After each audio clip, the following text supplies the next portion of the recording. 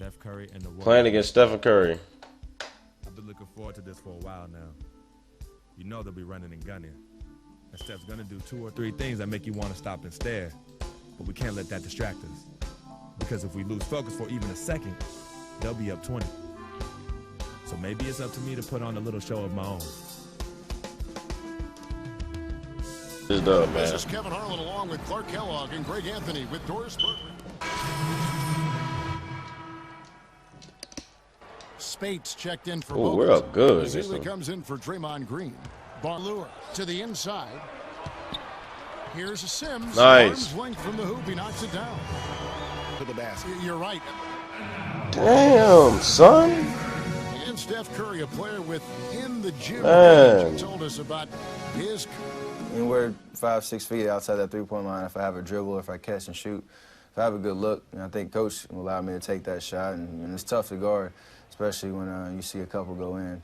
That basket gets a lot bigger. Yeah, and you know they've also Dude, I just been playing nothing but terrible, dog. By not throwing the ball away. Freak in at shooting guard. Warren is out there with Henry Sims. Then there's Bledsoe, and it's Land. I didn't want to fade away, 2K. That's the Suns 5 as And 1. Let's go. Peg them to be as good as they were. Especially the way the finals began. Exactly. Curry, good. Curry's got 7 points in the game. And he has really come to life here after a slow start in that first quarter. Suns leading by 9. Damn. Freak with it. Fuck. Booker in the corner. Oh my gosh, yo. 2 for 1 here. So do I, Greg. I mean, I agree with you. They need to get a quick look and then try to get another possession after that. No good from Spates. And the Warriors won 51 games back in 2014, improved that mark by 16 wins last season among teams that won. Give me that assist, big dog. Let's go. 16-game improvement was No raw do though, like it's same shit I It's been can a do. one-sided affair, so. They put me at 1.6 seconds left. Wow. And as we end the leading by 11. Here's Mid-range. Money Thank from the you. wing. Finally. Finally, bro. And Foul. fouled hard that time. He'll get to the line and shoot 2. Yeah, easy call. Yeah, you could hear the smack all the way over here where we are. Hate these free throws, man. Phoenix looked to be on the verge. Your family's of making watching. it back into the playoffs last season. Ultimately, though, Greg, they Nice. faltered in the second Nice. half of the year. Yeah, it was. Phoenix picking up the win. It was up for grabs right until the final Let's seconds. earn some respect from Curry. They showed their character in crunch time, though, doing what had to be done to send these fans home happy. Hey, boy. Hey. Well, Brandon, certainly a nice win, aided in large part by your ability to get your teammates involved. What is your primary focus? Definitely just get my guys going a lot more and, try to be more of a playmaker. And, I enjoy, seeing, getting guys going and then making shots off my passes. Doing anything. Klay Thompson had 36, Curry had 21. We played pretty solid. We didn't play the best. We played all right, man. 4 points, 1 rebound, 1 for 6 shooting. So terrible. What is this? Is that my manager? That dude. What a life, eh, freak? 1 minute you're playing 21 and horse on the courts in Harlem, and the next moment you're in the showroom, configuring the gunmetal and graphite exterior of your luxury car and your iPad Mini. Oh, I bet you get a crazy crowd when you drive that car around the block in the old neighborhood, huh? Yeah, living the dream. Bad pandemonium. But folks from back around the way are real proud of me. Yeah, I hear you. Local kid makes good.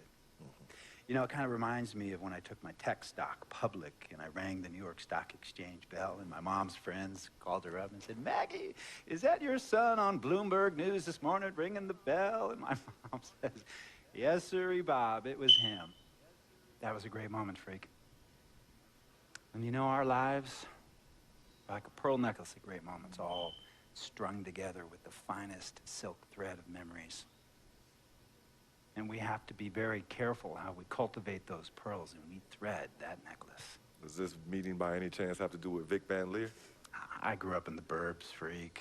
I wasn't poor, upper middle class, comfortable. My daddy worked as an accountant for one of the largest insurance firms in the country. Smart with his money. Mom didn't have to work. I went to boarding school. And then my dad died of a heart attack when I was a freshman at MIT. I was a movie geek, wanted to be a civil engineer, but I made my fortune by becoming a hybrid of both those interests. My dad didn't want me to be an accountant. Oh, listen to this. My best friend was a guy named Isidore. Yeah. This dude's boring me. Called him Izzy. He was one of the smartest human beings I have ever met in my life. I mean, Izzy was taking second-year college calculus courses as a high school sophomore, right? Straight-A student, full ride to MIT. Izzy had the world at his fingertips. But he was always looking for trouble, and trouble found him. He ran with the wrong crowd. And when we got to MIT, he got this great job working for a financial consulting firm in Boston. But every weekend, he would fly to Vegas.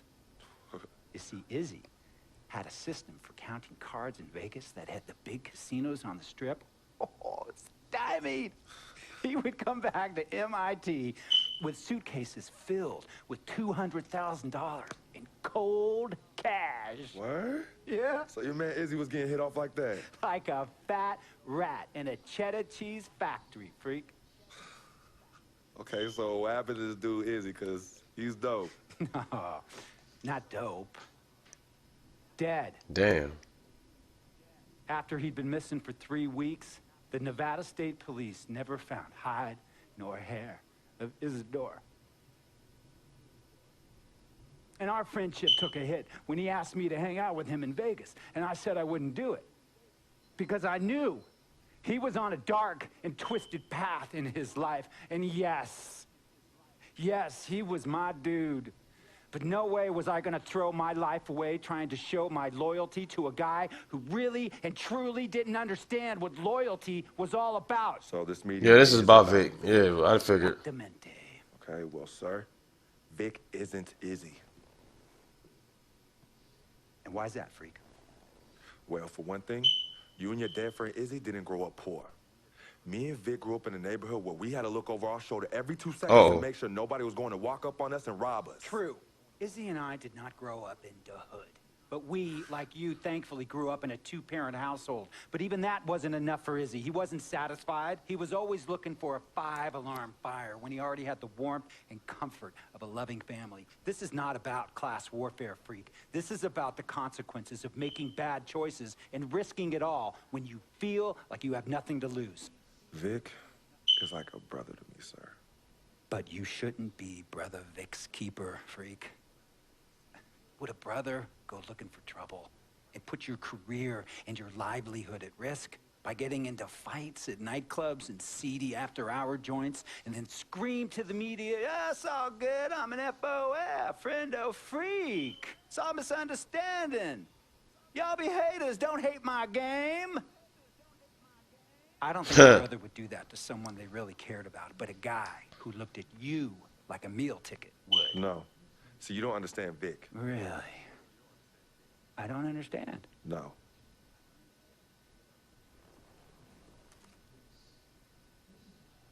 Uh-oh. You got some evidence. Look, man, it was a misunderstanding with the guy in the next VIP booth. His honey started flirting with me. So naturally, I started flirting back. Next thing I know, Captain Cornball's off my grill piece beefing. Next thing he know, he got a 2-piece and a biscuit on his left eye. Hey, I don't know who hit him.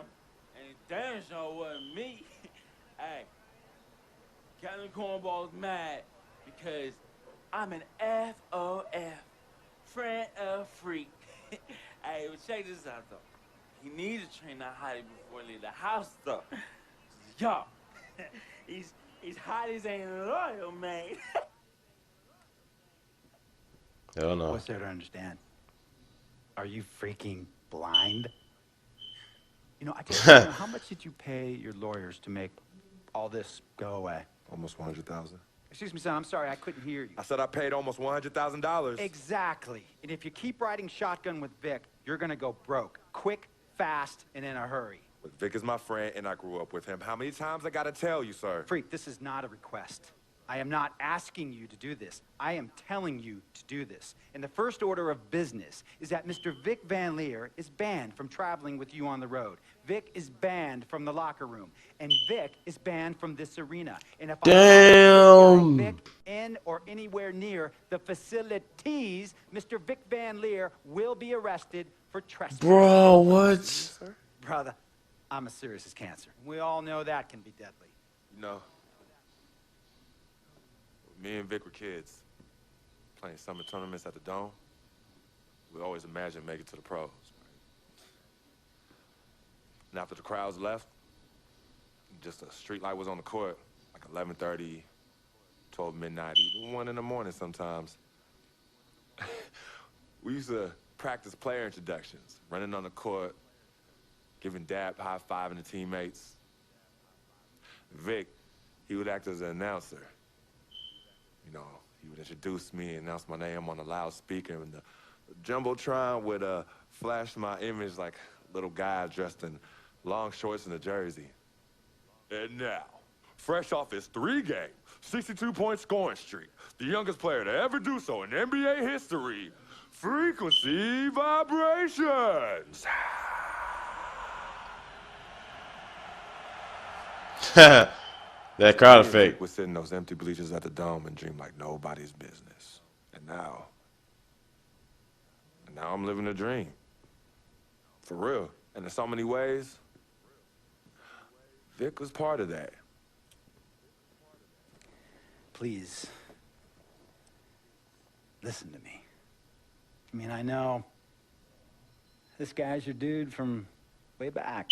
Look, me and Vic go way back like the front seats of a 67 Cadillac. That's good. We go way back. Did you say front seats? Front seats of a 67 Cadillac. We go way back like the front seats Hell of no. a 67 Cadillac. Well, do you have any crickets? I'm going to be the hit once again at Herbie Allen's Sun Valley Shindig because my fellow billionaires love it when I walk and talk that talk. So that almost sounds... No, let me tell you exactly what it sounds like. Yeah, see how he switched up so fast, though? I respect, admire, and most importantly, love you as a human being and a role model.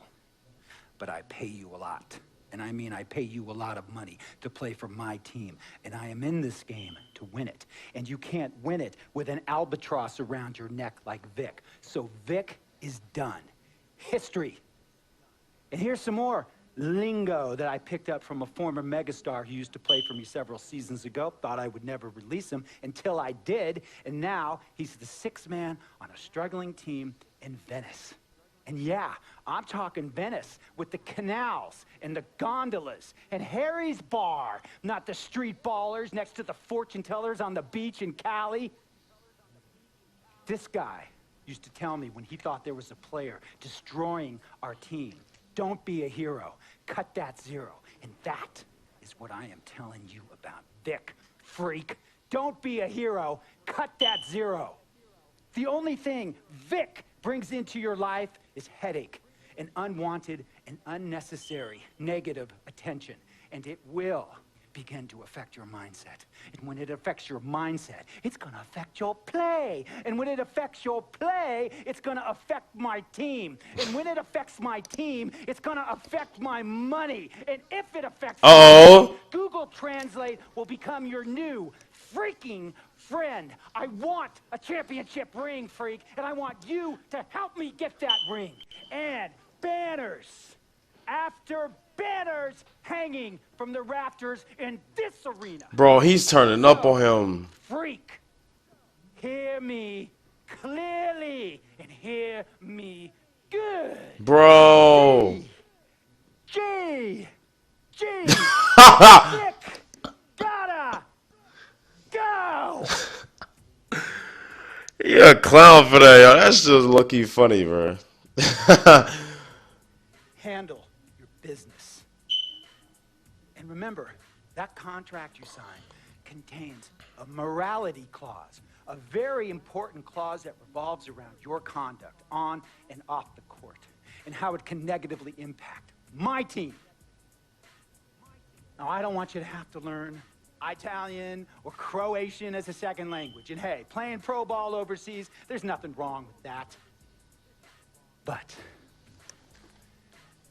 the arenas are nothing like this, nor will the money be the same.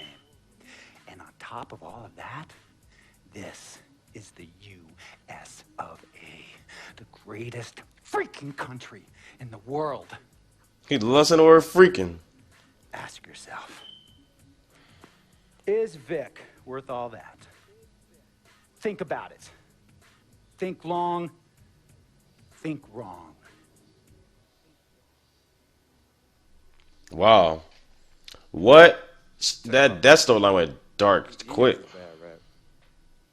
It's not, and I understand some of his judgments might shadow his actual character. He's not that at all. Man, Vic, let me tell you something. We actually, we have love for each other. We're brothers. Blood couldn't make us any closer at all. I mean, he has so much loyalty to me and to my family. You could see even Cece, has issues with him, but he still loves her. He still loves her. This storyline got dark quick, yo. People turn up on each other. I mean, bro, it's going down right now, y'all. I think Vic gotta go, bro. They're gonna end up kicking Vic off. You gotta go eventually. This storyline got dark quick. So quick. Man, I'll see y'all in the next video, man. We'll find out what happens.